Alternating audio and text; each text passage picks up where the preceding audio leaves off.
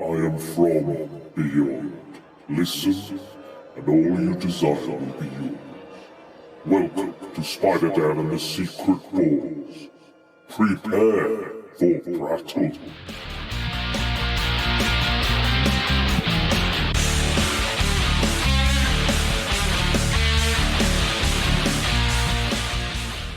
Spider Knight? Alas, friend Spider-Man, by what sorcery doth small sealing torch shine forth? It's called a light bulb. Welcome to Prattle World. I am your host, the ever-amazing, ever-spectacular Spider-Dan, and in this podcast, I spotlight entertainment's best-kept secrets that a mainstream audience may find boring. Welcome back, guys. This is another edition of Spider Knights of the Round Table, and I've brought back my lovable guest, Dennis Whittle. Hello again. Hello again. It's been so soon. I feel like I haven't seen you in ages. Yeah, you're always on my mind. Always on my mind. Oh, always. Well, we're going to talk about a character that's always on your mind, Yes. and my mind, and the social consciousness, and the moviegoer's mind. Everybody knows this character, and he's very old. He had his birthday last year, was it? Big birthday? He was 80 last year. 80 years old, and, did he have a cane or anything, or did he? No, he's looking good. He's looking good for his age. He's got a better body than you and me, we'll put it that way. It's not hard, is it? No, exactly, yeah, just do 2 sit-ups, you're probably in better shape, aren't you? Yeah. So we are talking about the original superhero. The whole term superhero comes from this one character, Clark Kent, Kal-El, Superman. So we're going to talk the whole breadth of his life, his career, his whole thing, his creation. You name it, we're going to have a chat about soups. So where do we begin, Den? I love Superman. Great. How much? Do you love him 3000? I love him, yes. I do love him 3000, yeah. Superman, for me, has a very, very special place. It's he's the reason I'm into comics. Okay. Well, I'll say Christopher Reeve's the reason, and Dick Donner are the reasons that I'm into comics. I think Dick Donner's the reason I'm into Rottweilers. Okay. And why I had one as a kid, so I've got an adorable dog. So I'd check your head for numbers and stuff. Are we okay with that? Victus Dominus. It's all for you, Damien. It's all for you, Dan. It's all for you, Daniel.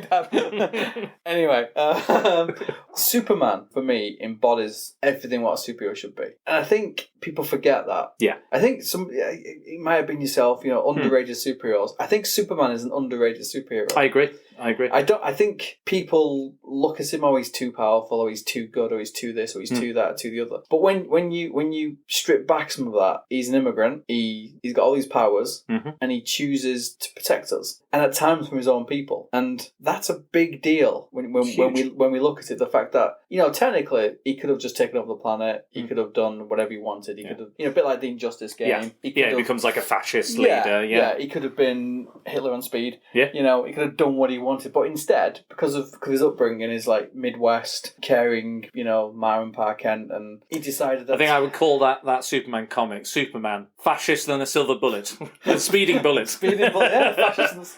It makes complete sense.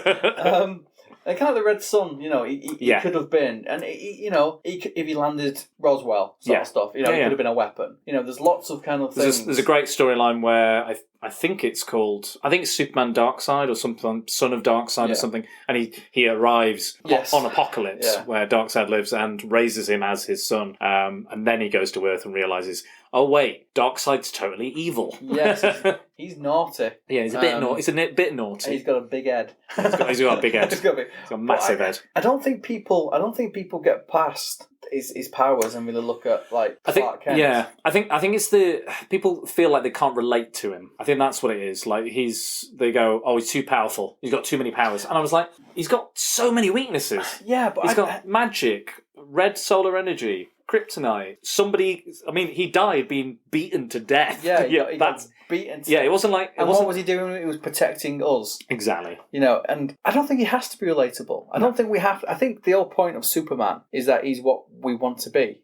I think, think about the Justice League movie. He's a beacon. He shows... he is hope. He shows what we can be. And I think that's really, really important. I think that... Brando says that, Jor-El says that. He's like, you're good people, Kal-El, they wish to be. You just need the light to guide them, I think is the light. Not that I know the movie. No. But that's a great speech, and that's true. And that's And that's how he was brought up. He was brought up, to cherish life, to cherish this, to be. You are here for a reason. Exactly, to be the best he could be. And I think people don't see that. No. They just see a guy who can fly and can, I mean, if we go back to the kind of, I think that there is a lot of relatability to him. If you want to see that, if you don't want to see that, like yourself, you want to see him as the hope and the beacon and everything like that. He's very it's like if you look at the X-Men and the Superman story, it's the same. Very different. He's so different. He's not accepted. No. He's a geek at school. He's not. He has all those issues, those teenage issues, and his powers are developing at the time where he is his most awkward. His body is changing. It's changing not like anybody else's. He can see through walls. He can jump, over a field, cornfield, and things having to keep all that in all the time. Yeah, constantly hiding who you are. He wants to be a football player. You can't be a football player. And like that. That's like we said in the previous podcast when you were on. We said that the LGBT community, love the X-Men because it's constantly they have those issues like hiding who they are and having to, don't want to reveal these powers and these amazing gifts. And it's the same for Superman. It's exactly the same. Everybody, if you look at the Adventures of Superman TV show, that George Reeves, he plays Clark Kent in a really, when he's at his little silent moments, Clark's a bit depressed. Yeah. Everybody loves Superman. Clark. Who's Clark? Loves Nobody Lynn. does. Can't even see past Superman. No. And I think people forget that. And I think the modern Superman at the moment, the Bendis one, really right, because he's very good at dialogue and stuff. Very much writing, this is Clark, this is Kal-El, this is Superman. And I think you're right. I think Superman is three people. Yeah. Definitely is three people. I agree. And that's how it's being written. And I kind of like that, but...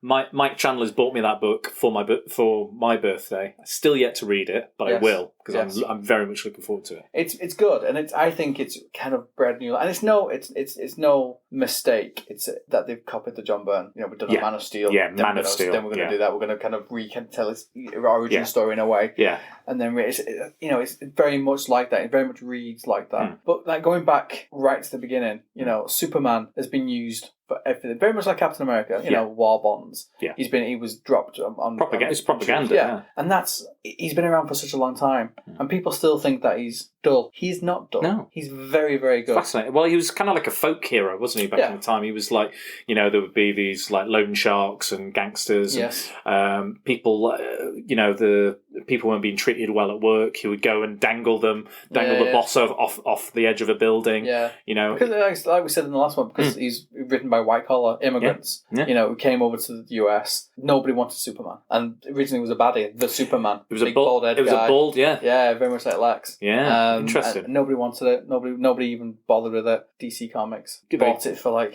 nothing. Almost nothing, yeah. they were that kind of unsure about whether it would work. He didn't even appear on the cover for the next 4 issues, because they weren't even sure whether it would be a success. And kind of look at, and he's the grandfather of all comic books. Oh yeah, but he's much more than that. He is the kind of soul of the Justice League. He is. You've got like the badass Batman, you've got the warrior Wonder Woman, you've got this, and you've got the heart is Superman. And it all comes back to his childhood. He could have landed anywhere else and be completely different. That shows, like, whatever you think of the Justice League movie, that shows. He's the heart of that film. Yeah, and Batman again. He's more human than I am. He's had a relationship. I love that's probably my favourite line in the whole film. And it's true. He is a lot more human than Batman. Because Superman is Clark Kent is the secret identity. Bruce Wayne's it's the other way around. Yeah. So the Bruce Wayne is the charade. Yes. And for Clark Kent is Clark Kent. Superman is the charade. And there's that scene in Trinity comic where they're all in the lasso of truth, and he goes, "I'm Diana, I'm Clark Kent," and Batman, I'm Batman. But I think Superman, this day and age, right now, who do we trust? We can't trust our politicians. We got world leaders doing what they want. Yeah. But we can trust a guy, big conglomerates. Basically taking over the world. Exactly. You can trust a guy in a red suit to come down, pick your cow out of the tree, and do the right thing. And I think that's really important. No matter what you think about Superman, he will do the right thing. And sometimes the right thing is a very hard decision, like when he kills Zod with the kryptonite and stuff. You can see the battle he's having about doing this. So that was back in the in the comics, wasn't it? Yeah, that particular one. 89-ish, maybe a little bit later. I can't. If I remember rightly, it was a parallel Earth, and Zod had been released from the Phantom Zone, and his, Fiora and Non and all the other Kryptonian criminals, and they obliterated all life on this planet, apart from like a good Lex and a few others. And this Superman comes, our Superman, the main Superman in the continuity, comes to that Earth and realizes everyone's dead, and then he makes the decision that he takes away their powers with, is it gold kryptonite? Yeah, and he was like a lead. Yeah, lead soup, so he thing, doesn't get, and then he uses green kryptonite to kill them, which is like, kind of like an execution, isn't it? Execution, and you have the kind of, the argument he's having with himself, and it's the right thing to do, and is it the right thing to do, is it this, that, and the other? It's the right thing to do. Yeah. He did. And they need to be punished. But even like, I just think that we need to be given a bit more love. Like in the shop, what I do in Comic Den, I've given people comics to read. I said, here, go and take Superman on. If you like it, pay me for it. If you don't, keep it. Fair enough, fine, whatever. And everybody's paid me for it because it's good. You recommended Superman Kryptonite by Darwin Cook. Yeah, and it's a great book. Starts off with, it's an interesting start. It's a bit odd because it's from the perspective of the Kryptonite. Yes, but then you learn later on that something is inside that Kryptonite. Tim Sale drew it, didn't he? Yeah, Tim Sale. And you got the Final Frontier, where Superman is a weapon. And he's arguing. He's having that kind of all that these battle. All these heroes are being you've got the Flash being punny. People trying to capture him to get his superpowers. Batman's going through that change of being a bit of a badass, and he's thinking, "Hang on, I'm scaring the people I'm supposed to protect." New Frontier. Sorry, New Frontier, you said Final Frontier. Sorry, New Frontier. Don't confuse the genres. Don't confuse the lots of frontiers.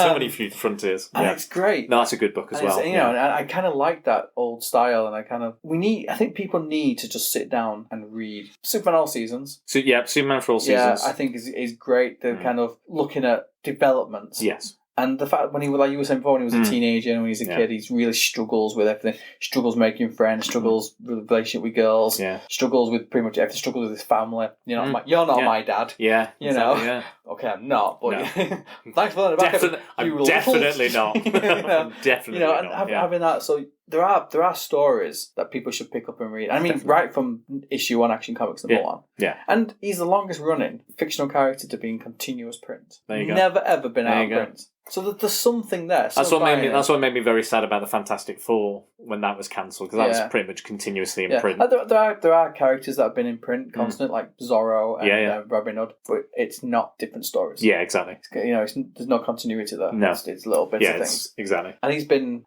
there's been reboots. Yeah, you have got the 80s where he blows a star out. Yeah, and carries a moon on his back. Yeah, standard stuff. That average. And, I do that every day. Yeah, and where people are struggling to kind of find villains for him, so they go after him in a slightly more kind of go after his mind instead of go after Clark or go after kind of or use certain weaknesses. Yes, because earlier I know that Kryptonite was actually created for the radio show, wasn't it? Yes, yeah. So it was flying. Flying as well. Yeah, because he leaped tall buildings in a single bound. More powerful than a locomotive. Yes, able to faster than a speeding bullet. Yeah, able to kill the box office with a single movie.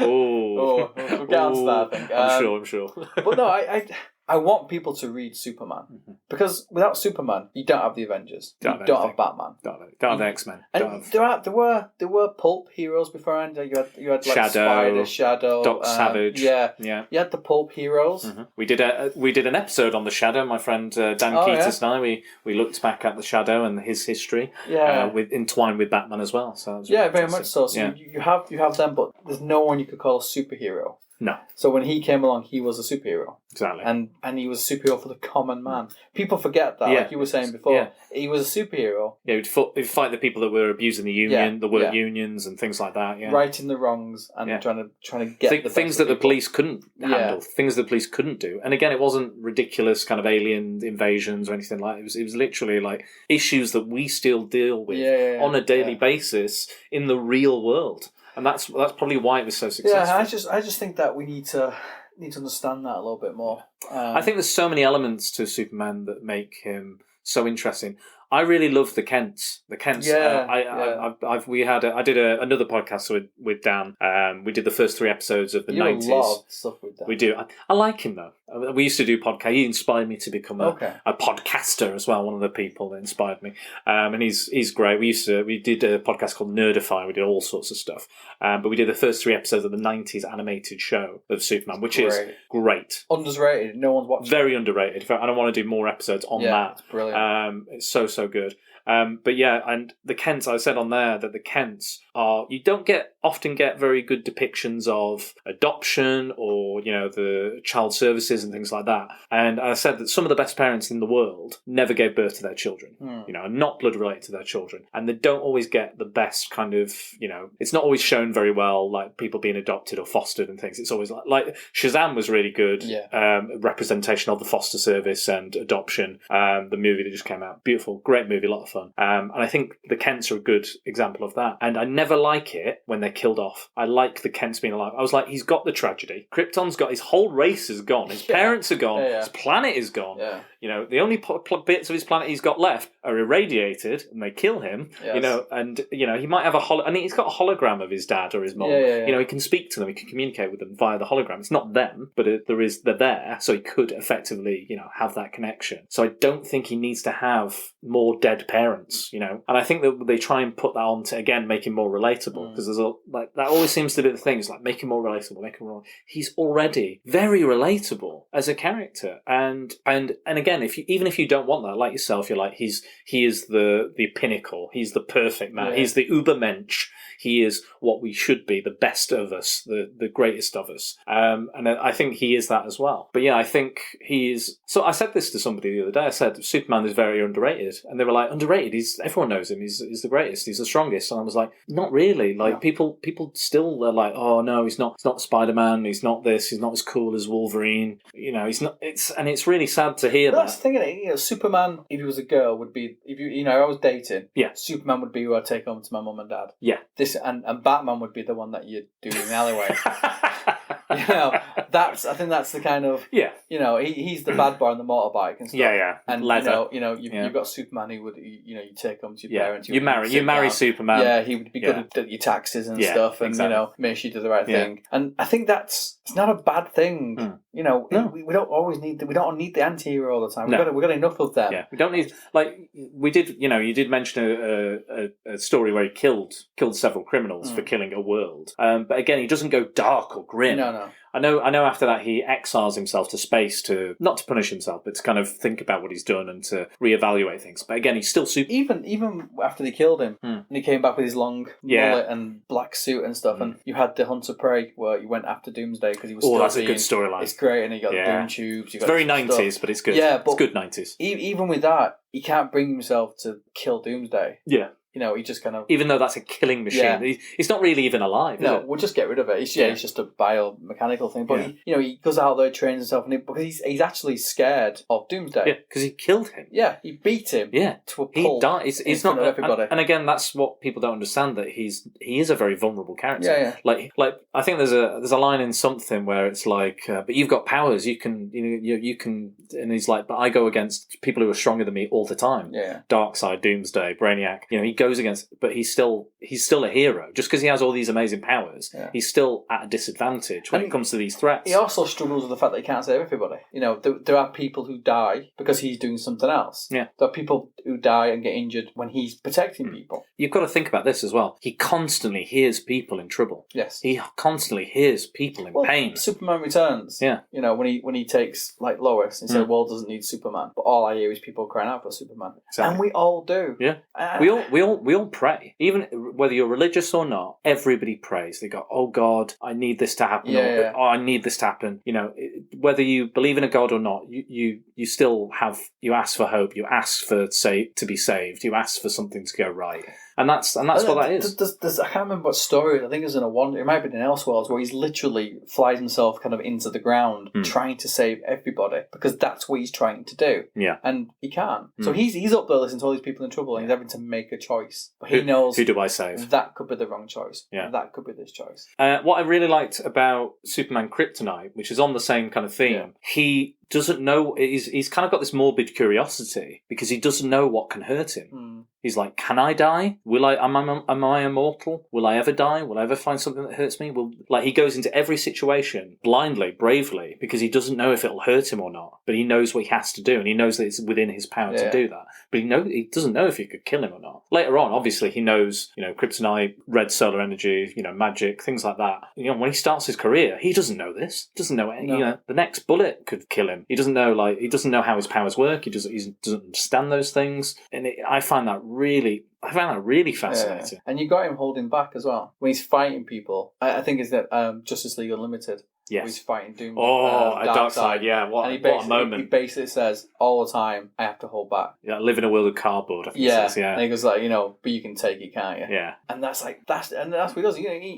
If you've never, if you don't like Superman, if you don't like them, never seen anything about Superman, never read anything about Superman, just Google Superman Darkseid on YouTube. Yeah. You'll get that clip up, and he's probably one of the most badass Superman things you've ever seen. And he literally decks him, and Darkseid goes flying through several buildings. All the windows are smashing. Yeah, everything's around him. He probably goes for it. And then just before you know it, he's right behind Darkseid, and then he smacks him into the ground. Yeah, it's so cool because he's powerful and he does all that. But Superman needs to be loved. We need to give Superman more. We all love. People love Captain America. Yeah, there's not that much of a difference with them, really. Not really. They're very I would.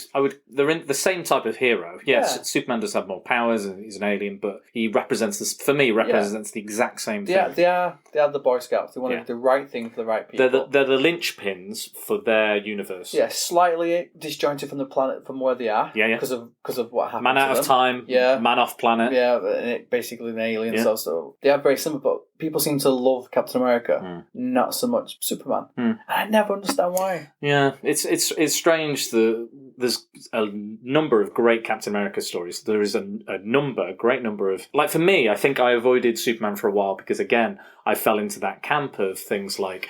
He's not relatable. He's too powerful. There's too many powers. There's I prefer Batman. He's more relatable. But he was, and that's I think it's a fair point to make. Yeah. During the 90s, 80s, I would say. Yeah. Before they rebooted him. Yeah. He was way too powerful. Yeah. Like you're saying, snuffing out planets, suns like they were candles. He joined planets together with a chain and carried them. Yeah. And how is that? How are you supposed to create threats tension and threats and stuff with someone that powerful? So they redid him, dumbed him down a little bit. Yeah. And now they've done it again in the new 52 and then in the rebirth. He's more like a battery now. Yeah. He absorbs all energy. He has solar flow. He can fire out. Disperses it. Yeah, but also he can push himself and he can get weaker. So he's more like a solar bat, which makes complete sense. That does make sense. Yeah. And there's a scene in the 52 where he's fighting the Justice League basically, and he flies down towards Superman, Batman. He just goes, Clark stops. Instantly, and the guy, you know who I am, kind of stuff. It's like, how do you do it? And he's chatting away and stuff. And I think Batman and Superman's dynamic's really good as well. It is a question. Again, with the relatability of the character, what do you think about his intelligence level?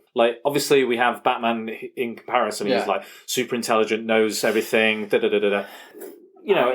He's not dumb. No, but I think his intelligence level's on a normal kind of level. He's not got super intelligence. No. Again, in the 80s, he did have super intelligence. Yes. And they've kind of got rid of that. Yeah. His intelligence is like that of probably an intelligent human being. Yeah. But also that's his upbringing. Yeah, exactly. Reading, schools, this, that and the other. He's a journalist. Well, he can read at super speed as well. I've got a journalist. That'd be thick. I don't know. Can you be a journalist and thick? Well, I guess if you're a bad journalist... Yeah, he's an investigative journalist. You can work for a tabloid. Yeah, paper. You could be a paparazzi type. Yeah, sensationalist kind of. But he's not. He's an investigator. He wants to find the good. He wants to go out there and find the truth and the truth, justice, and all that. Just. One of my favorite stories I read recently was Superman Up and Away. Yes, which is basically it's after Final Crisis, Infinite Crisis, and he loses his powers in the final battle. So he's just Clark. Basically, what happens is it's been a year since that. The story but jumps a year, so it's been a year of him without his powers, and he's Clark Kent, the investigative reporter. But he's still being a superhero. Yes. While he's being Clark Kent. Still doing the right thing. He's still doing the investigate report. Yeah. He's revealing the plot that Lex Luthor has in the book. He's going out of his way he puts himself in trouble, actively puts himself in trouble. So much so that he has to call in like the Green Lantern or Batman and things like that. But he didn't stop being who he was. No. He's still searching for the truth and justice. It goes right back to the Kents. Yeah. That's what's put into him to do the right things, the upbringing. So Kents are very important. Hugely. And that's what, we'll talk about the TV shows and the movies and things. And I completely agree with you. Yeah. It's not always portrayed well. I think they did okay in Smallville because they were a massive part of his life in Smallville. Yeah. And people are going to like this, but the Lois and Clark series. Yeah, I like Lois and Clark. I think for the first 2 seasons, again, his parents are very, kind of encouraging him, be a bit careful with this and be this and the other. So I think they're very, very good. And obviously the Donna movie. I know his dad dies. Yeah. And every time it does it makes me, because for me, as much as I complain, I do like that he's like, I've got all these powers, I still couldn't save him. And that kind of lands into the Lois Lane bit at the end where he says, right, I'm not going to let this happen again. Yeah. This can't happen. No, I want to do something about it this time. Yeah. And they are very much his sensibility. The wholesome, they're from middle America, so, the working class, they're farm, this and the other. Yeah. So I think it's very, and now you're saying about the up and away, but that never leaves him, no matter he's got no powers, he still wants to do the right thing. He's ingrained with that moral judgment, that he knows what's right. He knows what's wrong. Yeah. And it's the same for everybody, really. But, and he doesn't stop doing what he does. Like, there's a bit where I think there's a new Superman turns up. No, that's a 50, during the 52. So within that time, so Infinite Crisis happened, then they started producing a weekly comic called 52. So 52 weeks, and there was a comic every week, and it was, it's and incredible. The big 3 are missing from it. That's right. Yeah. And the big 3 are missing from the world, and there's a bit where this new Superman emerges, and to uncover this new Superman, figure out who it is, Clark throws himself out a window. He doesn't have any powers. Yeah. He just throws himself out the window, and he's just like Lois Lane or something. He just goes and he plays that kind of thing, and they're like, "Why are you throwing yourself out a window, weirdo?" And he's like, and they're like, they don't even know who Clark Kent is, and they just like pick him up. But again, like he goes out of his way to risk himself to do what's right, and how can you not love that in a person, in a human being, in an alien, where I think in the Superman animated series they were gonna start the series with the humans not trusting Superman because he's an alien. We don't know his agenda. Why would someone be this good? Like, we wouldn't trust them. We're quite jaded, I think, or like cynical about someone who is just being good for the sake of being good. But the producers were like, it doesn't work because Superman's like, everyone's going to love Superman because he's an angel. Yeah. But I think there is that element of that. But in some certain stories, depending on the depiction. I think more modern depictions have more like, we can't trust him. Because I think it's a society we live in and we don't trust anyone. And that's really sad, I think, as well. I agree with you. And Superman is, he is good for the sake of being good, but he is still, despite his powers, despite his immense strength and, resources, he is still just a farm boy. Yes, very much so, yeah. And he's a good farm boy. And he's an orphan, whether we look, he's adopted by a family. He's orphan immigrant. Trying for the first, 20 years of his life, trying to find out who he is. Yeah. Trying to find out what he's here, why his powers. Another great story is Birthright. Birthright's fantastic. So good. Yeah, it's really good. I love that he goes on a walkabout. Yeah. He basically goes to, I think there's an issue in Africa. Yeah. Where there's sort of the Sudan or somewhere like that. Where he's involved. He's been an investigative journalist, but he's also like learning his powers and learning between right and wrong. It's just such a great issue and such a great series, and it's a great modern retelling of Superman. I know it's not in continuity now. American Alien? No, with what's his name, Max Landis. That's very much not trusting. Yeah, kind of and I believe that's kind of. I believe that is the modern day version. I think you would. Yeah, that's how you would portray it. When you're saying about Man of Steel movie. Yeah. Lois Lane says to him, the only way is you stop helping people. I don't think that's really what you're going to do. Yeah. So even before he's got his suit and stuff, he's still helping people. He's still saving people from water. He's still doing stuff. I tell you what I didn't like in the Man of Steel movie was the Kents. That was my least favourite version of the Kents. I don't like Kevin Costner as an actor anyway, to be honest. I like Diane Lane. You leave Robin Hood of Nottingham alone. Nottingham. Nottingham. By God, we'll take it back. Very good. Yeah, I like that. It's, my granddad used to say, Robin of Locksley, Robin of Locksley.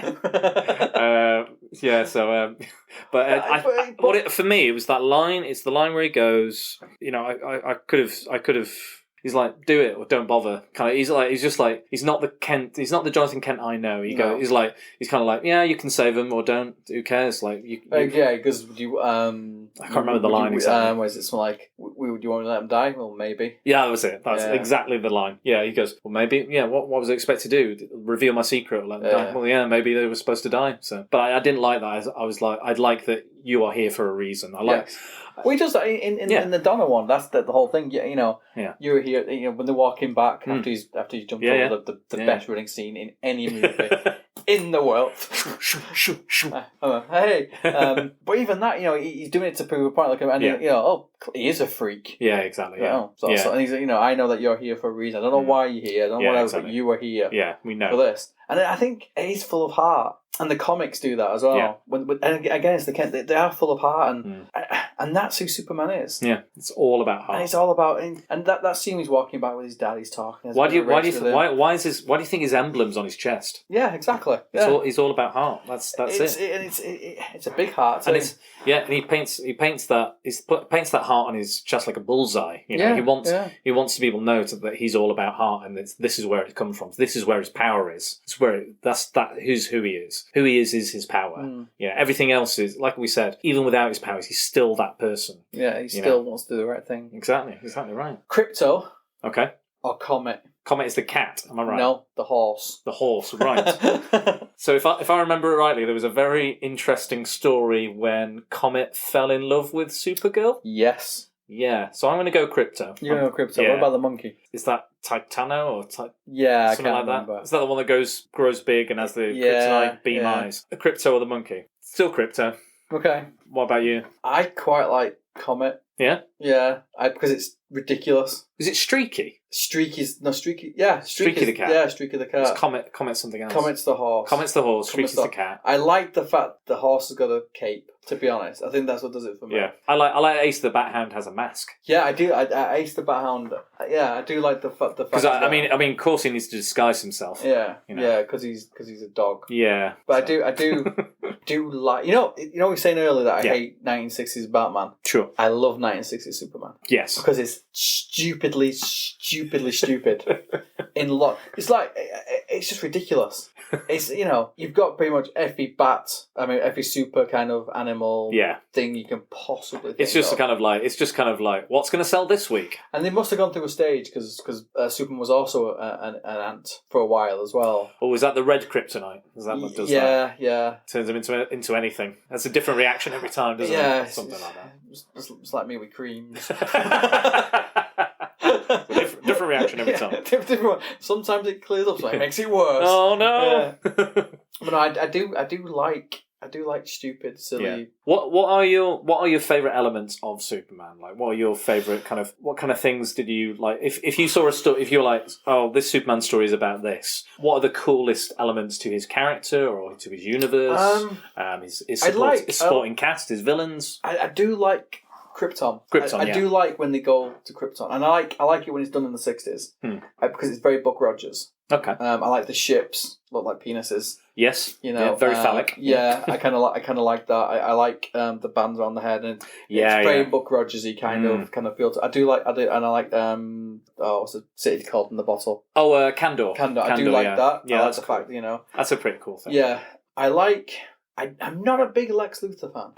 I like elements of him. I like the fact that he has no powers and he goes up against a guy with lots of power. I like that. Yeah. I like him in his super suit, in his big. The Kryptonian battle armor or something. I do like him in his suit, but I like Brainiac. Yeah, Brainiac's good.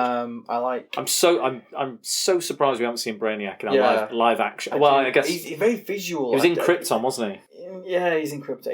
He's pretty cool. I've not watched all of Krypton yet, but We'll see. We'll see. Yeah, I do want to get back into it. I like supporting characters. I like Lois, to be honest. Yeah, Daily Planet. I was going to talk about the Daily Planet. I like Jimmy Olsen, which for they're just in the next 2 months there's going to be a Lois Lane comic and a Jimmy Olsen comic. Oh, amazing! Great. So Jimmy Olsen's going to be 60 Jimmy Olsen with Cool. the little freckles, bow tie. Yeah, and mental. Yeah, crazy stuff. He's going to have powers, and he's going to have what was it? My friend Jimmy Olsen.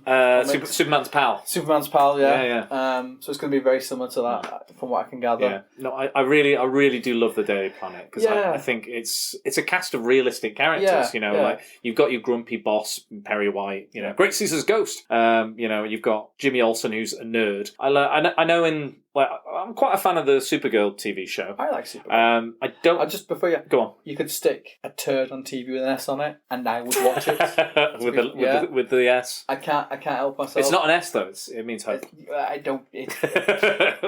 Superman Shield. It's Superman Shield. You could stick Superman Shield on literally anything, and I will watch it. But I do like the Supergirl. Supergirl, I haven't finished it. I'm not up to date with Supergirl, but.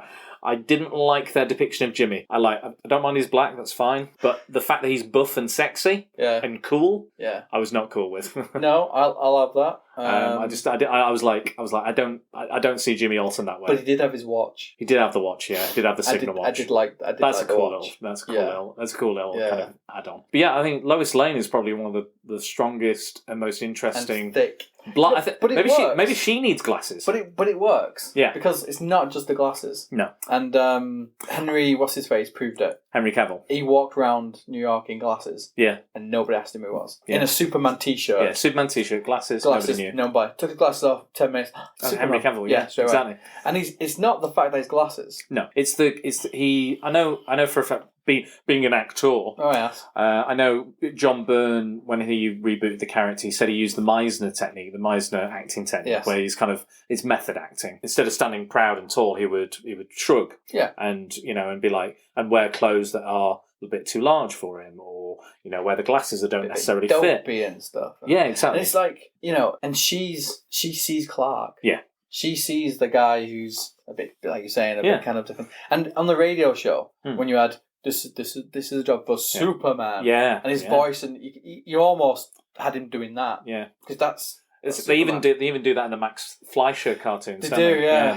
I love those things. Yeah, they're so brilliant. Really good. I love when he's just punching a laser beam. yeah. Stopping lava with his cape. Yeah, that's how it works. That's how it works. That's fine. I don't know. Yeah. It may have been made for me. I don't know. Took me into the fabric. But yeah, it doesn't. She sees. I think she honestly sees Clark as Clark and as he wants to be represented. I personally, I'm not a massive fan of klutzy, clumsy Clark. Mm. I prefer for example, Lois and Clark, the Lois and Clark TV show. He wasn't like klutzy and clumsy. No. He was his own character. He was a guy. I like his hat on in the comics. Yeah, he's got the hat on. Trilby kind of stuff with his glasses. Hey, I'm a newspaper man. Newspaper man. Exactly. Yeah, it's got the little thing. Like when they got married. Extra.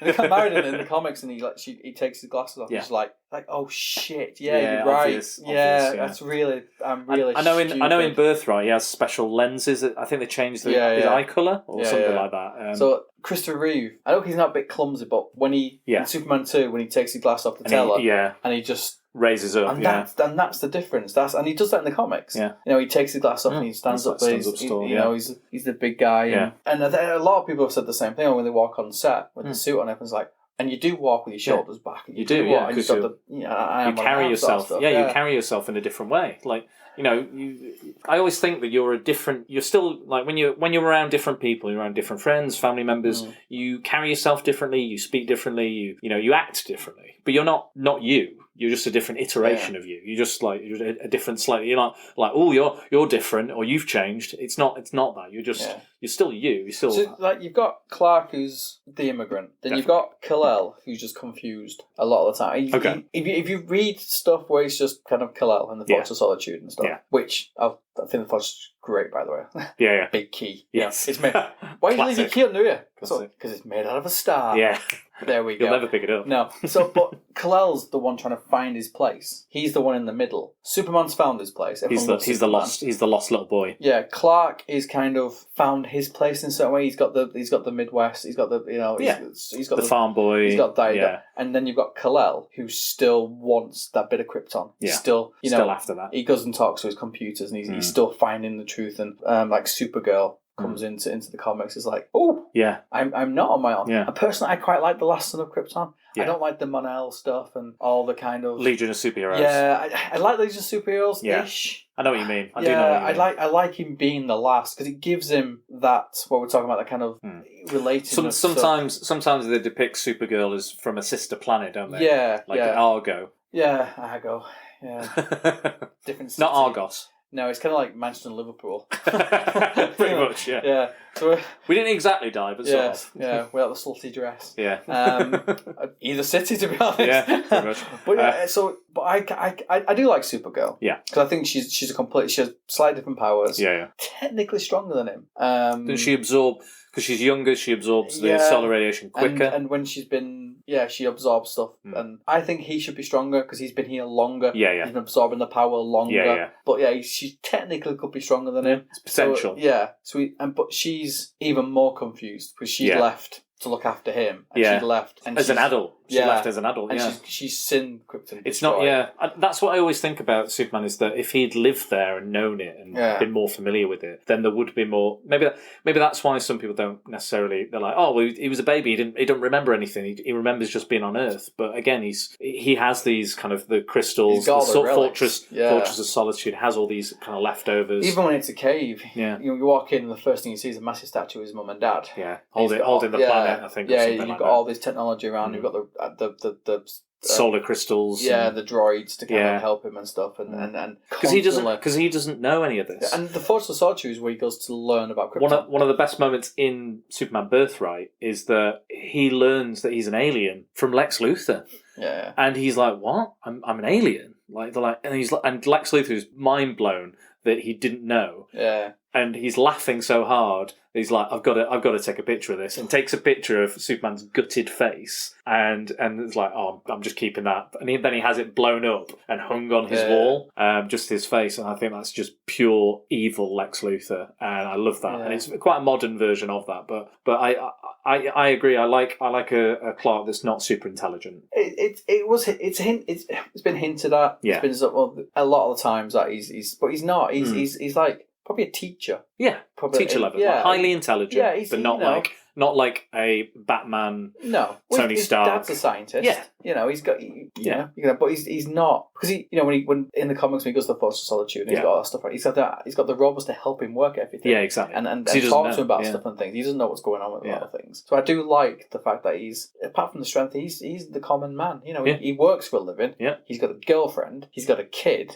He's got these things in his life. Batman hasn't got any. Yeah, doesn't have any of that. Green Lantern doesn't have any. Another great issue is John Byrne's run, Man of Steel, and it's an issue where Lex Luthor and his kind of scientists have this computer mind mapping technology, and they're like, right, I want you to figure out who Superman is, and they put in all this data, and they put in all the possibilities, do all that, and the computer says Superman is Clark Kent, and Lex can't believe it. He can't get his mind around that if someone had that type of power, those type of abilities, you can't get around. Why the hell would you be normal? Why the hell would you spend time bonding with people and having a normal, boring job and being as mild-mannered as Clark Kent is? He just can't. He's like, nah. The computer's wrong. Scrap the computer. Get rid. It's clearly broken. But it's like we said at the very beginning. The fact that he's come here and helping us. Red Sun, prime example. Red Sun, perfect. If he landed slightly more that way, we could have had issues. And I say we. This is just when I say about comics. Yeah. I once had a quite heated discussion with my brother, as you do, because he's your brother. Yeah. And he doesn't know shit about comics. Fair enough. And he says, "Why are you talking to him? Why are you talking like they exist?" He says, "Because Because they do. Because there was no way that I can read comics for like 20 years of my life and not be invested in them. Yeah. So when I'm saying he could have killed us, I believe. I'm not mental, but I think you have But to. the character does exist in a social consciousness. Yeah. We're aware of the character. If I said Superman punched an old lady, you'd be like, Superman never do that. Exactly. And anyone that's writing Superman does that. They'll write something and go, oh wait, no, Superman wouldn't do that, because they know Superman, they know who he is, they know who Clark is. And they did that survey about 5 years ago about symbols, and the Superman shield beat the crucifixion in the most iconic icon and recognizable symbol in the world, the Superman symbol. So it means something. Why aren't you reading? I'm shouting at them out. Why aren't people reading Superman? And read Doomsday, read World at War. Yeah.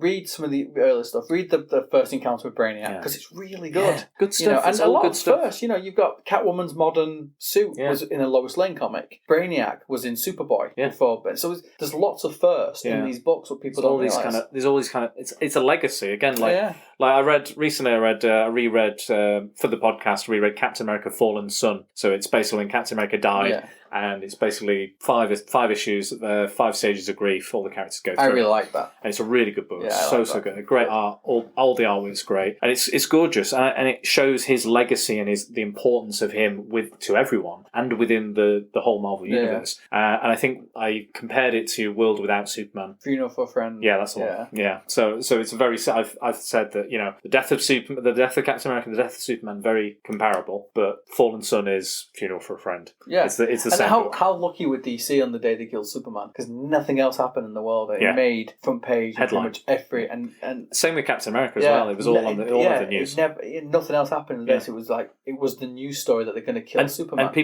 people were gutted. People that had probably never picked up a comic were like, "Oh my god, I can't believe they're doing this." They did it on a whim, didn't they? You've seen they all sat around the table and every year they said, "We'll kill him." Let's just kill him off. Yeah, we'll kill him. We'll do it this year. Yeah, we'll kill him off as a joke. Because it was we had Bruce Wayne was no longer going to be Batman. Yeah, and we had Superman. Even Green Lantern turned evil. Yeah, not long after that. And you had Green Lantern destroying Coal City. Yeah, and killing millions. No, he didn't. He killed the entire Green Lantern Corps, which is about 3,600 people. Yeah, he couldn't save Coal City, could he? No. So he tried making it with the ring. So it was Mongol. Yeah, Mongol. Good name for it. Mongol. And Cyborg Superman. Let's talk about the villains, because let's talk about the Superman villains. I think the Superman Rogues Gallery is actually quite underrated as Rogues Galleries go. I know we like. Batman has the best. Spider-Man maybe second. Flash maybe third. Rogues Gallery. I think Flash. Yeah. The Flash got some good ones. I like. They're a bit weird and wacky, but I quite like them. I've got stuff. Yeah, exactly. I like. Who do I like? Reverse Flash is great. I like Reverse Flash. Which version? Eobard Thorne. I agree. Eobard Thorne. Not the other stuff. The other one. But yeah, I think it's a really underrated Rose. I think it's got some great, unique villains. They're all really great. And again, my introduction to the DC universe proper was through Batman the Animated Series, Superman the Animated Series, all the kind of Tim universe, Bruce Timm, DC Animated Universe, all that sort of stuff. The Justice League stuff. Yeah, Justice League's incredible. I just wish that people who made the movie had watched the cartoons. Yeah. If only. And the animated movies that come after that as well, also very high quality, most of them. But so let's talk Lex. We have to talk Lex. Let's go for Lex. I like the fact that he's just a man and he's obsessed. He's obsessed with a god. He's obsessed with this guy who comes along, is stronger, faster, better looking. It's even that. Even I think I can't remember which book he ever says. He's handsome. He's this. So even the fact he looks a handsome guy pisses him off. Because I think Lex he considers himself the absolute pinnacle of humanity. Proper alpha. Like he's an alpha male. He works out. He exercises. He's like, you don't even have to exercise. You literally just sit there, do a bit of sunbathing, and you are super strong, stronger than I will ever be, and better and smarter and clever and faster and all these things. I have to work at it day in, day out, and to maintain my intelligence, maintain my body, and you just swan in here. Yeah. And I've spent years cape in your exactly. red pants. I spent years building this empire, building this city. I own everyone in the city. I've made this city what it is. I have a giant L in the middle of Metropolis to show I've got my name on this city. And I love his kind of just his like you said, his obsession and his jealousy and the pettiness and the. Well, it does come down to being petty at times. Yeah. You know, it's almost like he's like that little dog biting your ankles. He's thinking, I can't really do anything, so I'm just going to do what I can, sort of stuff to can. And if I can't do it to him, I'm going to do it to the people he cares about. Yeah, exactly. I'm going to go after other people. Find his weakness, and I'm going to buy the Daily Planet. Exactly that way. Yeah, sell it. See, I quite like President Luthor. That's a good story. I like the Public Enemy stuff. I kind of like. That's a good animated movie as well. Public Enemy. Who did the artwork? McGuinness. Ed McGuinness. Yeah, I like Jeff Loeb, Ed McGuinness. Yeah, I like the whole story because the fact that they turn other heroes against them. Yeah, exactly. He has them in their pocket. Yeah, he has Atom, Captain Atom and Shazam. Shazam's in his corner and stuff. Hawkman. Yeah, Hawkman's Power Girl and a few others, I think. Yeah, which are in kind of his corner and stuff. Yeah, and they were against, and Superman's all the time thinking, do you not realise that he is what he is? Yeah, and I think Superman's like, he's the president. I can't. You know, there's certain things you what can't would Superman do? I can't go and punch him in. I know he's doing all these things, but I can't. And there's another Bruce Timm one. I can't remember. He's a box hidden underground or something, and it's lead lined. Yes, that's Justice League Unlimited. Yeah, and he fights Shazam. Yeah, throws Lex out of the way because he wants to get to it, and Shazam, back off kind of Superman. And they have this little fight, and why is it low? Because it's protecting you. And it gets there, and it's kryptonite radiation or something. I think it says. Yeah, you can't touch it; it'll kill you. I also like Lex as the manipulator. Yeah, like master manipulator. John Byrne. Yeah, he is proper kind of. He's very Trump, isn't he? In that, it's depicted very much. He's the boss, business mogul, red hair, balding, gets Supergirl in his pocket, kind of thing.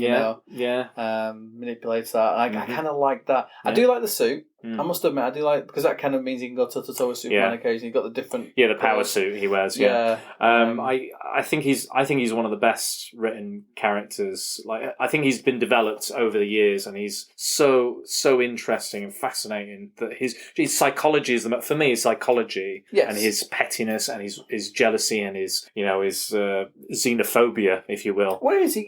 He's an alien. He doesn't like him. He actually says because he's an alien. Yeah, you're not from around here. Yeah. You don't come to my planet. And it's like, it's my thing. And he's like, without you, I would be curing cancer and all these things. Yeah.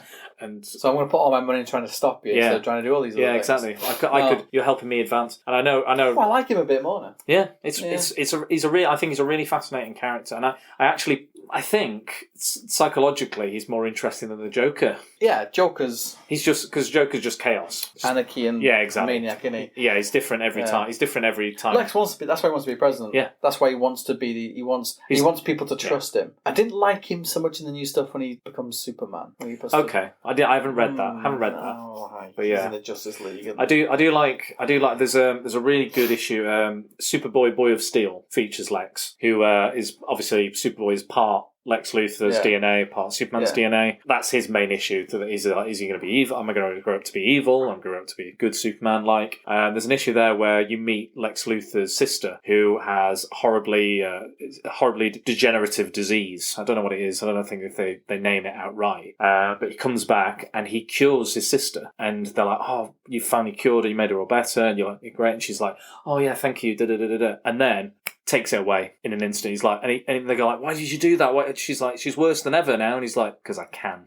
Yeah. And I was like, because he has the power to do that. He has the power to make your life or ruin your life at his whim. Yeah. And he's a fascinating character to read, and all of his depictions are really interesting. I like the President comic, and it's just basically him. I think I've got it here somewhere. Yeah. President and he looks Trump. I love the when it happens, like it's just loads of like kind of like mini stories. And it's really weird that during the kind of, but he is like a Trump character. Yeah, definitely. And then he becomes president, real world now. Yeah. We've basically got Lex in charge of America. Well, I made several jokes when it happened that it's basically, Public Enemies again. It's scary. I mean, I know Lex was originally more depicted as kind of mad scientist, and there's still that element to him. Yeah, he's more kind of like Steve Jobs. Kind of slash evil Bill Gates. Yeah, Bill Gates slash Trump. Donald Trump. Yeah. So he's kind of like, because when he originally came in, he was like had like ray guns and all those kind of things like death rays. Yeah, was he just called Luthor? I think he was just called Luthor, and I don't think it was even Luthor. I think it was Luthor. Yeah, I think he was just Luthor when he had still his bald head and his big gun. Yeah, I think he might have just had red hair actually initially. I do like Doomsday. I mean, What I like about Doomsday is he's just a killing machine. Yeah, simple. He's not. For me, it was just like when I read the story, I was like, that could easily just be Hulk. Yeah, Yeah. but he's got an aim. Yeah. He's been pointed and Yeah. off you pop. Yeah, there you go. Which the Hulk has been in the past as well. But yeah, I like his origin that he's from Krypton. Yeah. And that he was, he's cloned and made and he develops, but he keeps dying, and they take the remains of the dead clone it again until he becomes stronger and stronger and I stronger. think visually he's cool as well. Yeah, I like all the jagged kind of. I do like all the Dan Jurgen stuff. He kind of break, brilliant. Yeah, he's really good. He's a very talented creator. The way he just I liked runs straight through the Justice League. Yeah. He's not the strongest Justice League at the time, but he just goes straight through them all. Yeah, it's probably one of the worst Blue iterations. Beetle, Blue Beetle, Guy Gardner. Guy Gardner.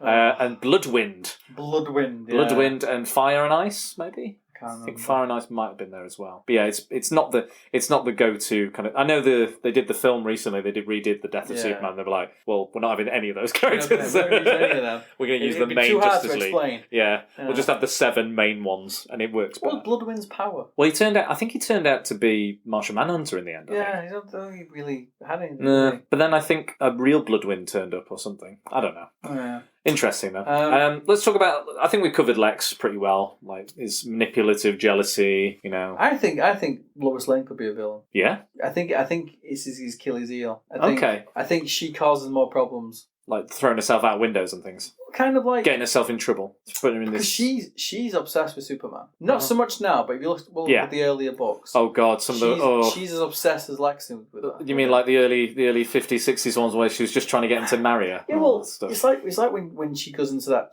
Kryptonian chamber that turns her black. Yeah, can we? Can we give that a bit more context before? Oh, sorry. Yeah. Not everyone knows about this. She wants to spend the day as a black lady. This is a very, very un-PC story. Yeah. So basically, she wants to do a report, a press thing. Yes. On what it's like to be a black lady, modern day black woman. Yeah. So Superman just happens to have in his Fortress of Solitude a chamber that can change your race. Yeah. Okay. But she does all this thing. She goes out, finds what it's like. But the only thing she's bothered about is, will Superman love me as a black woman? Right. So that's basically the entire story. Yeah. So it doesn't come back to the fact, hang on a minute, I'm being abused, I'm being this and this. Yeah. And it comes back to, I'm black, but will Superman still love me? Quite controversial. I think if I remember rightly, I've not read it myself, but if I remember rightly, there's Superman gives quite a large pause before replying. Yes. To that question. I think he does. He says yes, I believe. I think he says, I would love you regardless of anything, like whatever, sickness and health and all that. But I know there is. Yeah, but they come. I think what was more controversial, I think he compares it almost to an illness. But that's what I mean about Lois. She's that obsessed with him. She'll do anything. That she'll do anything. Yeah. And then he's, especially in the 60s. Yeah, I think modern day. That's not the obsession we. She was. Yeah. He would be in fights, and Lois would go, help me, Superman. And he would just drop everything and go and save her. Oh, okay. 1,000 people are going to die. By the way, but I'm just going to save this one person. Okay, let's. I don't think you're right. I don't think Lois is a villain. I think she. I mean, she could effectively cause things. Is Brainiac a villain? So he collects planets. He does. Shrinks them. Shrinks cities. Keeps the cities. Keeps the information because that's more valuable because the planet's been destroyed. I think another one. I think he looks cool. Yeah, he's a good. Even early. Yeah. Even all the dots on his head. The green. I think the green. He looks great. Yeah, and they fucking assimilate to different technologies and stuff. And yeah, I like one of my favourite facts about Brainiac is that there was a rights issue with the name because it belonged to like a board game, a computerized board game, and they couldn't use the name Brainiac. So what they did, they kind of married the two ideas together and made him a living computer, like the game. Right. So he was like a machine, but they had the covering of a green-skinned alien. And that's how they kind of got around it, so they could sort of promote the game, still use the name. So okay. But I like the fact that Brainiac, actually, the term Brainiac comes from the character as well. Yeah. That didn't exist before the character came. It's seventh level. You're Brainiac. It's seventh level intellect. Yeah, I do like Brainiac. I think he's really interesting. He's a good match. Do you like Brainiac when he is from Krypton or Kolu? I'm not sure. I think him. I like him when he's more. This is the thing about being a villain. Yeah. He's a collector of knowledge. Yes. bit like Cybermen in Doctor Who. Yeah. In his head, he's just collecting. He's doing what he's programmed to do the thing what he's to do. Mm-hmm. He's not really going out there to cause trouble. No. I might be underselling this, you know what I mean? He's doing what he's been made to do. Yeah. And he does keep people. They're not dead. Yeah. He's not destroyed. He doesn't.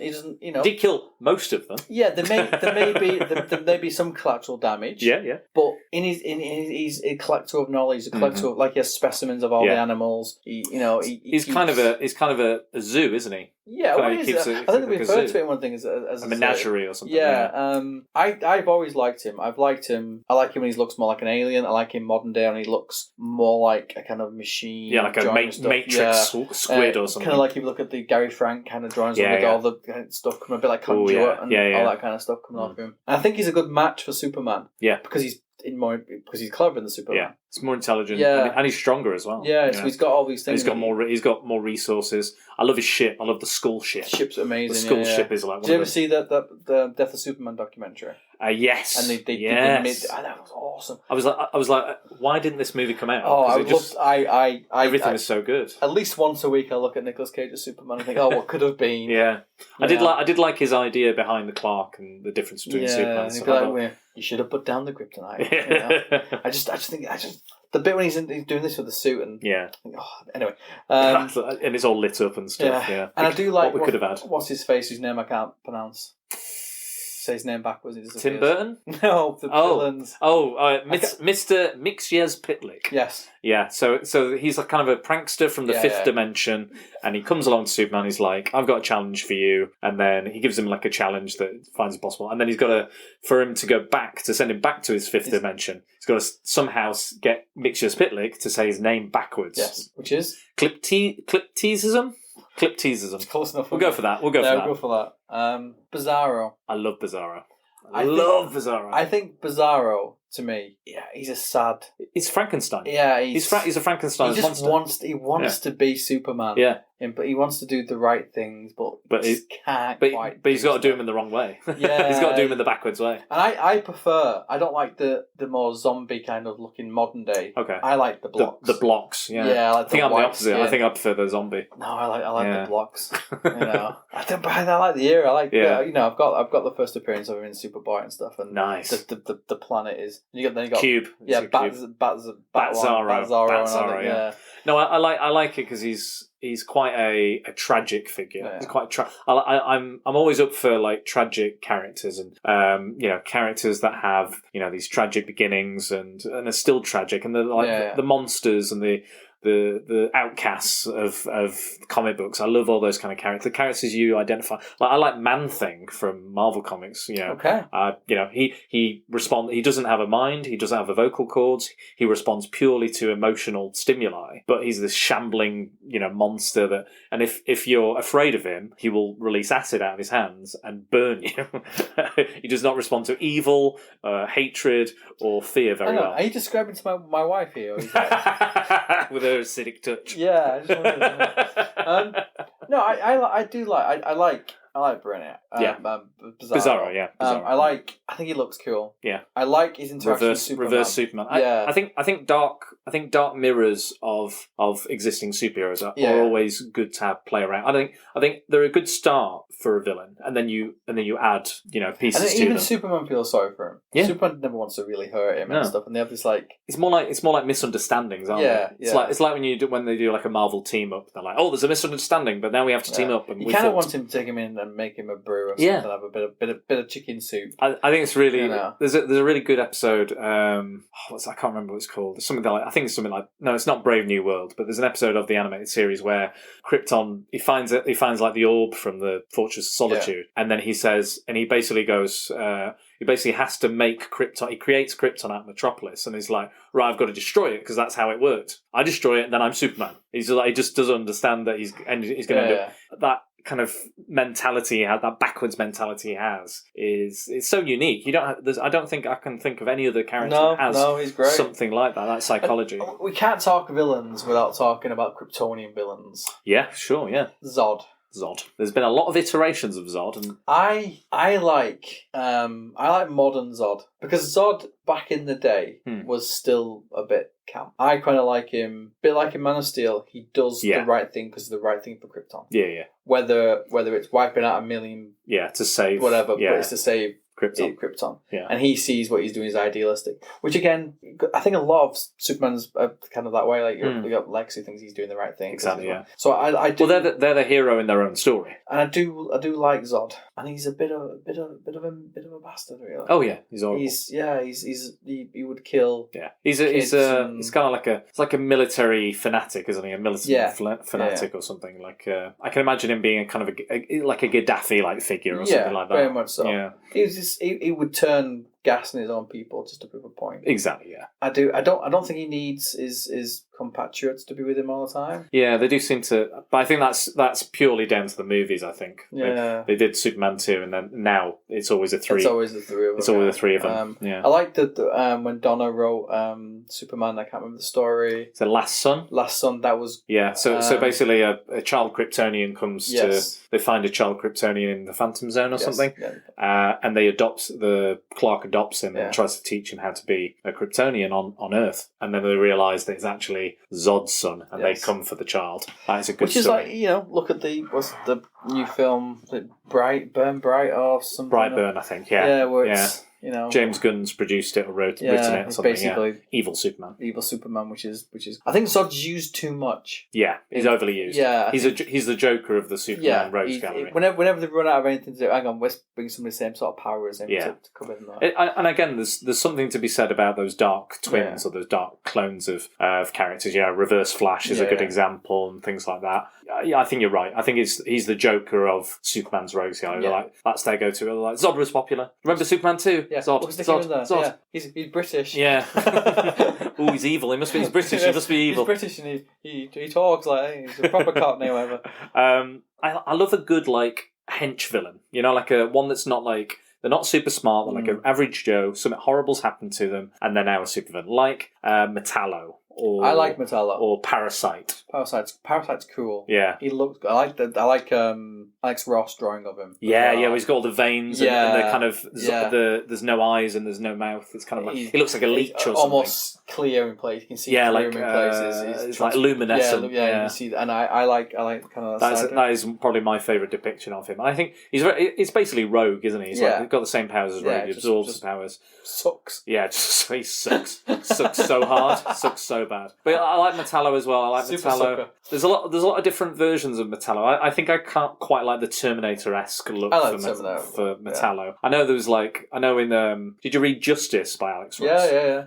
Did I read Justice by Alex Ross? Did you read Justice? Of course you did. Do you not know who I am? There's a Metallo in there that's like the old version. It's just a guy with a tash and then like an opening in his chest. Yeah, but I can't remember when they first introduced him. He comes in, there's a big fire, they're fighting away. Well, he's got that green suit as well, doesn't he? But he walks out the fight just like the tea, and he's like skin's dropping off his face, and he's like, "Oops." Yeah. So and the fact I like the way he can, the modern way he can change his arms a little bit. And, he's gonna modify him, turn it into an anvil or something. Yeah. No, I like that, and I think it's a nice way of bringing kryptonite in without having it be like a trump card, like kryptonite, like and it charges his mechanics. There is one villain that we've not discussed. Okay. And I think he's the villain, Darkseid. I think he is... Is he an adopted villain from the New Gods? Well, he is, isn't he? He's a little bit obsessed with the Kryptonian, as he calls him. He sees Superman in his way of doing what he wants to do with Earth. Well, if we go back to the beginning of the podcast, if Superman is hope, Darkseid is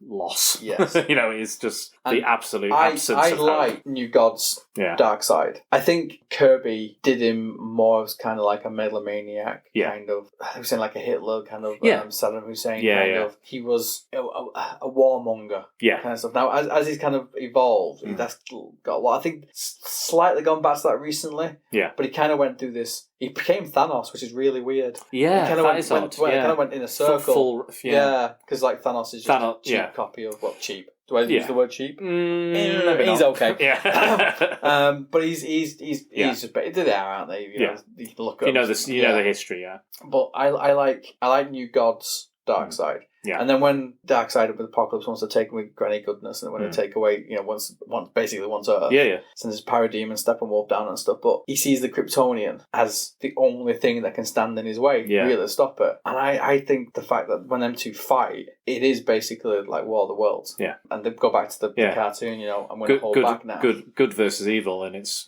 purest form, because Darkseid is as evil as something can get in the DC universe. He would literally, he would smash babies with bricks. I think he's done something similar. Probably has. Yeah. I read a really good story about the Green Lantern of Apocalypse. Yes.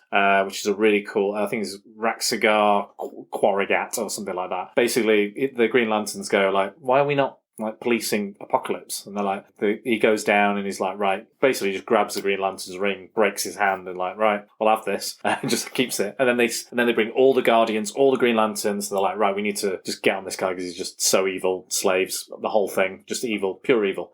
He gets there and basically all his soldiers are wearing yellow, so they can't do anything. Yeah. So they get absolutely obliterated. He kills almost an entire Green Lantern corps just on a whim, just purely on a whim. He does stuff on whim. Like he has his battle arena, doesn't he? We just, what should we do today? Let's have a fight. Yeah. Send my warriors and say, big battle arena. Female Furies, And Femme Furies, Fatal Furies. I do, and he has kind of gone back, and he's also knowledge searcher, isn't he? Do you think they have to? Do you think Superman and him have? Because I remember Tim saying at the Kirby thing that he doesn't like when he just punches Superman or just has a physical fight. He's not a physical send people to soften Superman up a little bit. He's a sadist. Yeah, he would watch people beat him first and think, hang on, he's now giving 5 more minutes. Exactly.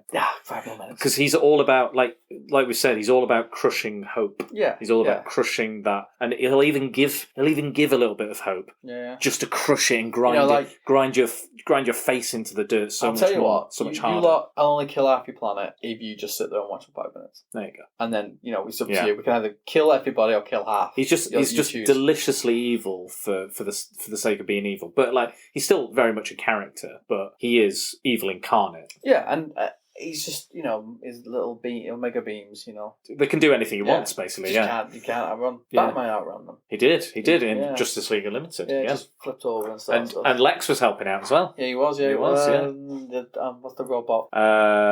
Which combines all the powers. Voltron? No. Mighty Morphin Baron? Megazord? I really can't remember his name. Amazo. Amazo, there we go. Amazo, yeah. It was like, all the geekery. I was like, combine all the powers? What? There's lots. Yeah, Power Rangers. Yeah, of all of them. No, but in the DC universe, Amazo. Just Power Rangers. Yeah. He blows a whistle through his mask. How does that work? Anyway, talk to the Japanese studio. It's been bugging me since someone asked me the other day about it. How does he do that? Yeah, but no, I think I never really thought about that. There you go. Darkseid is probably my favourite. Well, he's pure Kirby as well. Yeah. Like everybody loves Darkseid. Like you can't, certain characters that everybody wants to write. A great story I really liked was another Jim Starlin one was Cosmic Odyssey. Yes, you read that one? Yeah. Mike Mignola. Mike Mignola. I have the hardback book in the shop. Den, yes. Yeah, buy it. Oldham. Deluxe edition? It is. Oh, hardback with all there you the go. stuff on it. Even I don't have the deluxe edition. Yeah. And I think it's well only worth £20. Oh, only £20? Only. I think it retails at $39.99. Get in there. I could be completely wrong and making all this crap up. I've definitely got the book. There's a lot of other good Darkseid stories at your shop and Superman. Forever people. Read Forever People, and they reprinted a load of Kirby for his birthday as well. They put 100 years of Kirby or something. He is. He rules his own planet with proper iron fist. Yeah. He doesn't think twice about smacking his own. He kills his own guys all the time. Steppenwolf. Yeah. He's killed Darkseid before. Yeah. And then he just brings him back. He's just like, oh, you're back now. Just do some work. We're just going to do this and then win this and the other. Yeah. He doesn't trust anyone. No. He uses everybody. Yeah. And I think, like you said, he's the complete opposite to Superman. Yeah. Superman is what we want to be. Darkseid is what we could be. Yeah. It's a real shame. Like, If I was DC in the movies, I would have, because we didn't get Thanos for years. They built up Thanos, and they could have just gone, right, let's have the original in. Bam. Why?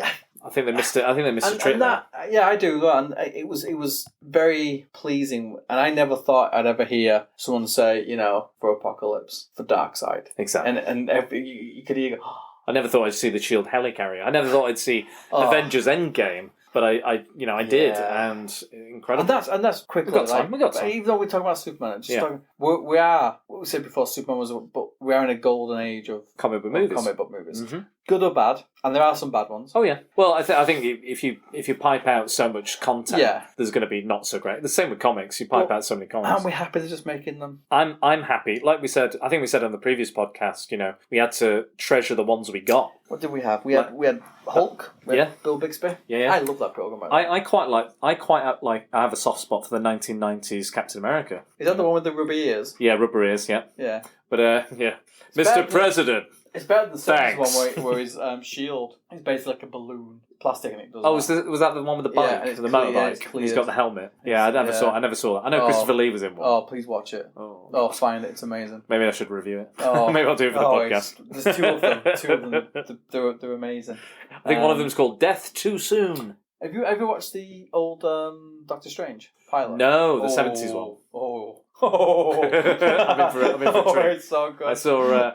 I saw the Fantastic Four, and that gave me a headache. Yeah, you know what? I liked Ben Grimm. Yeah. In the Fantastic, I thought he was really good. Yeah, he was and cool. I thought Doom was really good in it. Yeah. And that was it. Yeah. Not much else. I quite like the fact when they came out of the ship, they were just in tinfoil. Yeah. My favourite bit is when Doctor Doom is shooting a laser that is bending around the Earth, and the Human Torch turns into a cartoon. Yes. And blocks the laser with his body. Yes. Science? But could be worse. It could be the modern Fantastic Four. No, I don't even want to talk Doctor about Strange, why is he a blogger? Doctor Doom is like, he's like it's like an internet troll, isn't he? What's that about? Don't even get me started on that one. And the Thing doesn't wear pants. Yep, he's got a rocky protrusion. How does he go to the toilet? Don't ask me. I don't even want to ask those questions. How long have we got? We have not much more time left. We have a few minutes. We've got a few minutes. Ant-Man and the Wasp. Right. Who does the plumbing when the building gets bigger? Good point. Is it self-contained, maybe? I went to watch Dumbo the other day. Okay. Any good? With my... No, shit. With my... I mean, it's not very good. With my wife and child. Okay. They loved it. And what I took away from it is that there's no way that those ears will sustain an elephant flying. To which my wife turned around to me and just said, Avengers. I went... That's not how you... Wait a minute. I would. My argument would be bumblebees. Yeah, but my other argument was that with those ears, he wouldn't last 2 minutes. Poachers would have him. That's right. That is right. So that'd be a completely different film. But he also flies through waterfalls. Bumblebees can't do that. No, they definitely can't. So I was. They can't do much at the moment. They're on the way out. I know, but. She was saying that I will argue the toss over is what's more realistic or makes more sense. Paddington 2. Okay. Right. I got up and walked out of Paddington 2 and left him in it. Wow. Because I couldn't have the singing and dancing prison. There's a song and dance kind of number. Okay. And I couldn't get my head around the fact why the prisoners were wearing luminous clothing. So I said, I've really had enough of this. I'm done. I'm going to have to go. And just like saying, but you will accept that Superman can fly, Batman's got... I went, yeah. What do you mean accept? Yeah. It's true. What do you mean? It already happens. Yeah. It's been happening for years. Peter Rabbit's another one. Oh yeah, I've heard that's not great. The film's rubbish, but also Peter Rabbit should be put in a pie. All the film is about him being a little get. I've heard this. It's not a good example for children. I know for a fact that the rights for Peter Rabbit lapsed, so they could just make whatever. When the Peter Rabbit, they don't have to pay for the rights for Peter Rabbit. They just made whatever they want. I think it comes into public domain in 2 years. I think Batman, really? Mickey Mouse. How did DC make money off that then? Well, I think I read a little article saying it's a very specific kind of like licensing. Yeah. They can't do certain things. They can do certain things with it, but not. Yeah, it's like they can't. It's like the quicker the Superman. When recently they took DC to court again. Oh yes. And they said, right, okay, yeah, you can have the rights back, but you can't have him flying. You can't have kryptonite. You can't have this. You can't have this. You can't have that. Can't the other. You can't. Yeah, I remember this. Yeah, you can have Superman as tall buildings, single bound stuff. You can't have all the. They kind of went, oh. Yeah, you can have the most basic version of Superman. Yeah, and they went, I get your point. Yeah. I'll tell you what, we'll keep the 30-odd million. You keep giving us bits of money for you. Yeah. And they went, all right, then, fine. So yeah, they were going to give back the original concept, all the things that they created. Yes, so just the basically original very, creators. very basic stuff. Yeah. Which is not Superman much. anymore. No. So it's like not Kryptonite, not Well, a lot of the supporting cast Legion, Lois, Yeah, Jimmy, no, that Daily was, Planet, all that. So yeah, you can't really sell much without all that stuff. Not really. That's all that stuff is very integral to the character, like we've talked throughout this podcast about. Yeah, and it was. I always thought it was a bit weird because I thought they got it sounds awful because they did get a good deal the first time. Yeah, first time round. And then the second time, not so they got some more. Yeah. Third, would you go back a third time? Yeah, that's the point. If anyone should go back a third time, it should be Kirby. Yeah, definitely. Yeah, because I still think he got a crap deal compared to everybody else. I still think he needs to go, and he lost so much artwork and stuff. And Marvel just. So very quickly before we go, I think we've mentioned quite a few Superman stories people should read. Are there any others we haven't mentioned? Do you think we should? All-Star Superman by Grant Morrison. Grant Morrison and Frank, what's his face? Quietly. It's a very different one. Yeah, Superman's dying. It is. Yeah, Superman's dying. Yeah, Lex is great in that as well. Yeah, Some great stuff with everybody in that book. Actually, I like the Batman, Superman, Guinness and Loeb. So Batman / Superman, I think it's that's really good. The dynamics really cool in them. World at War is great. I didn't like it. No, I loved it. Really didn't like it. I thought it was Black S as well. Yeah, no, I couldn't get into it. Sorry. What else? Oh, Red Son. Yeah, Red Son, definitely and Red Son. all the new stuff, all the stuff by Bendis is all the great. stuff by Bendis. Yeah, cool. it's really, really good. I'm just trying to think off the top of my head any other ones that I quite like. I think I've mentioned most of the ones I really, really like. Yeah, Man of Steel is good. Kingdom Come's good. Yeah, the John Byrne Man of Steel people need to read. Yeah, definitely read Man of Steel. Doomsday War, probably. Oh yeah, all the Death of Superman stuff. So Death of Superman, Funeral for a Friend or World Without Superman, and The Return of Superman. That's all good. You can get the first. You can get them in a collection like the first, and then the newspaper stuff as well. So the early stuff, which is so different to what we know now of Superman. Yeah. So the really early stuff you can get in Collection Chronicles, they call them, so you can get them as well. Cool. So lots of good stuff. I think we've finally run out of time, so before I go, I'm just going to say where you can find us on the social medias. So it's Facebook. If you type in @SecretBalls, you'll find the page there. Twitter is @Dan_Balls, and this podcast is available on Podbean, iTunes, Stitcher, Spotify, YouTube, and many, many more. Thanks again, Dan. You've been, yet again, a fabulous guest. Well, thank you. Goodbye, guys.